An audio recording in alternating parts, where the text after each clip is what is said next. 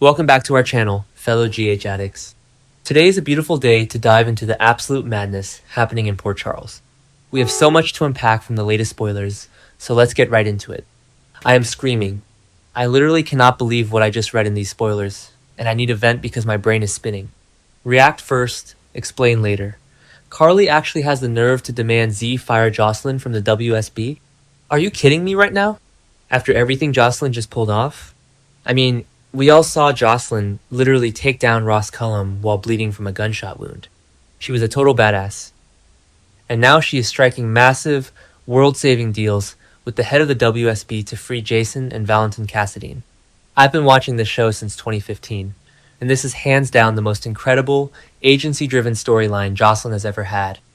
She is finally stepping out of Carly's shadow and doing something epic. But of course, Carly wants to put her right back in a bubble. She is actually pushing Z to fire her daughter.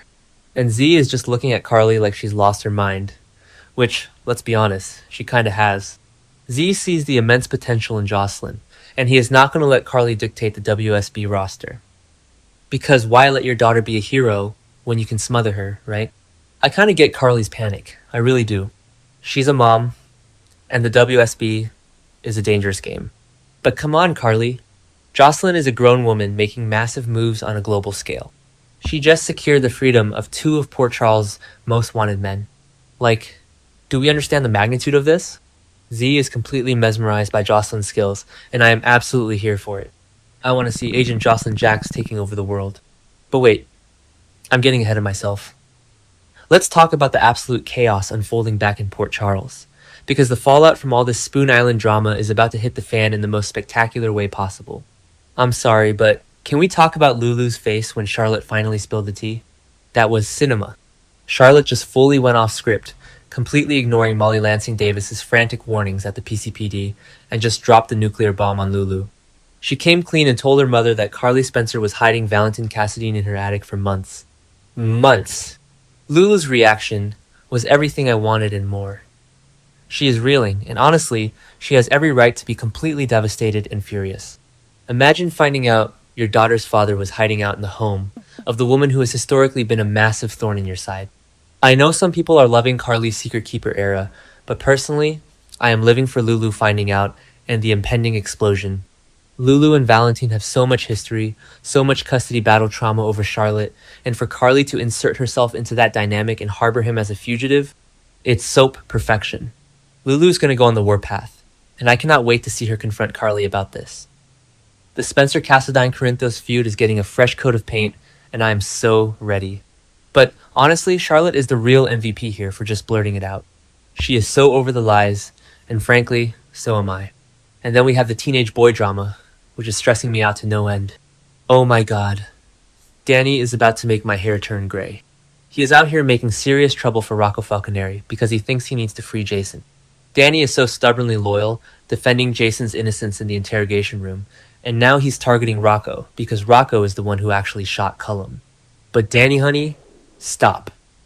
Jason is already on his way to freedom. Because of Jocelyn's deal with Z, Danny is doing all this unnecessary plotting and burning bridges with his cousin for literally no reason. He is so consumed by Jason's legacy, and it breaks my heart because Cyrus took Sam from him, and now Danny is clinging to Jason so hard he can't see straight. Speaking of Jason, we need to talk about the biggest news of the summer. Jason is coming back. Like, officially coming back to the canvas as a free man on July 13th. Do you know what July 13th is? It's the 16,000th episode of General Hospital. I am hyperventilating just typing this. Steve Burton is back on screen for this massive milestone, and I just know it's going to be epic. Jason's going to walk back into Port Charles, completely changed from his time in that WSB black site in Jakarta, and everyone is going to lose their minds. Plus, Dean Geyer is debuting as Tristan Roberts on the exact same day. I don't know who Tristan is yet, or how he fits into the canvas, but I am ready for the shakeups. The 16,000th episode is going to be a masterclass in soap history. Okay, back to the point. Let's pivot to the absolute train wreck that is the Quartermaine mansion right now. Willow Kane is having a fierce showdown with Tracy Quartermaine, and I am grabbing my popcorn. Tracy is going for the jugular, as she always does, but Willow is fighting back. And Willow's already dealing with so much. She is married to Drew, who is locked in and secretly implicating her to the cops, and now she is facing this massive legal drama. But honestly, I kind of feel bad for Willow here. Am I the only one who thinks Brooklyn is going way too far with this frame up? I mean, Brooklyn is literally setting Willow up as the top suspect for the driver who fled the scene of Jordan Ashford's crash.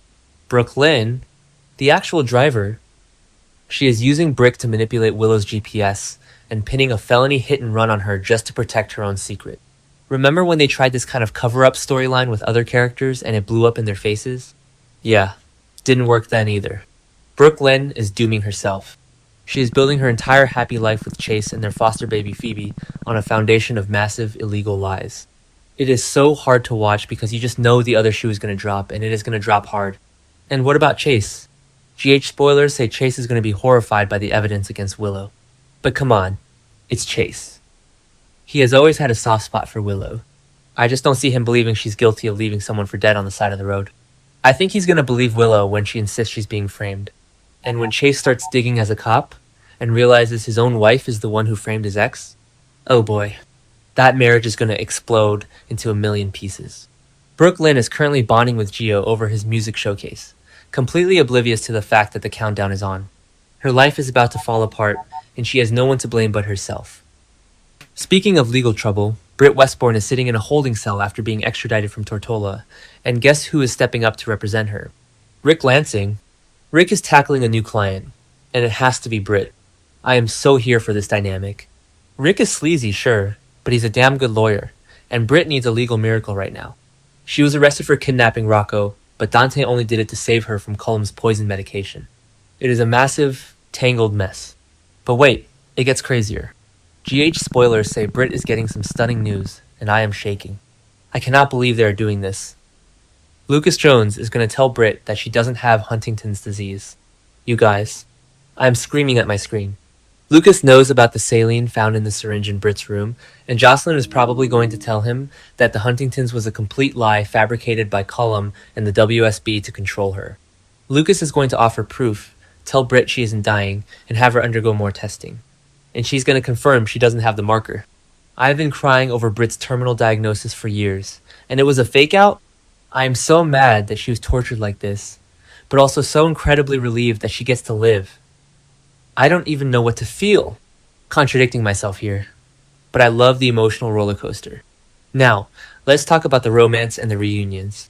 Valentine and Anna Devane are set for a reunion. Valentine is getting his freedom thanks to Jocelyn and Z, and he's going to cross paths with Anna. I want to be happy about this, I really do. I love them together. But Anna is not okay. She is hallucinating Peter August. Peter August. The absolute bane of my existence. Why can't we let this man rest in pieces? I thought we were done with him. I'm sorry, but Peter is dead. Felicia killed him with a tire iron in 2022, and it was the best day of my soap watching life. But now he's haunting Anna's mind, acting as this dark, manipulative voice guiding her down the wrong path. So when she reunites with Valentine and her family, she's going to have these deadly, rogue intentions, fueled by a hallucination of Peter. I am dreading this. I hate Peter, but I guess it makes for a good psychological thriller storyline. I just want Anna to get actual help, not be a vessel for Peter's ghost to ruin more lives. Valentine needs to realize something is wrong with her immediately, before she does something she can't take back. Moving on to my favorite chaotic duo right now, Ava Jerome and Ethan Lovett. Ava is not letting Ethan off the hook. She is putting him through a brutal grilling session. Remember when Ethan got shot in the butt at the gallery and deliriously confessed that he isn't Phoebe's biological father? Yeah, Ava remembers. She is going to corner him and demand the truth. Ethan is totally going to backtrack and act like he was just completely out of it on pain meds, but Ava Jerome does not miss a trick. She is going to chew him up and spit him out if he doesn't cough up the real story. Ethan faked a DNA test with Elizabeth and broke into the PCPD to steal evidence. Ava is going to use that leverage for everything it's worth. Finally, let's look at the Ashford family, because they are going through absolute hell. Curtis is mulling over his court strategy, and things are looking incredibly grim. He wanted to blame Isaiah Gannon for leaving the crash site, but with suspicions growing stronger regarding Willow thanks to Brooke Lynn's frame-up, that defense is crumbling fast. Curtis is going to have a plea deal on the table, a short stint in Pentonville. Will he take it during the week of July 13 to 17, or roll the dice on possibly getting a much longer sentence if this goes to trial? I think he's gonna roll the dice, because Curtis is stubborn and wants to clear his name.